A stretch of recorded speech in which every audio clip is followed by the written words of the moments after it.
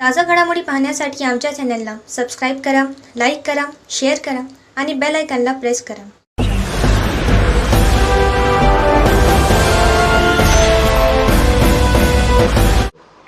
A7 न्यूजमध्ये आपले स्वागत. हिंगोली येथील सकल मुस्लिम समाजातर्फे मौलाना मुफ्ती मोहम्मद सलमान आझरी यांना निर्दोष मुक्त करण्यात यावे यासाठी हिंगोली जिल्हाधिकारी यांना निवेदन देण्यात आले. धार्मिक भावना भडकवल्याच्या खोट्या आरोपात गुजरातच्या ATSने मुस्लिम धर्मगुरू मुफ्ती सलमान आझरी यांना घाटकोपर मुंबई येथे दिनांक 4 फेब्रुवारी रोजी त्यांच्यावर विविध कलमांवर गुन्हे दाखल करून अटक केली.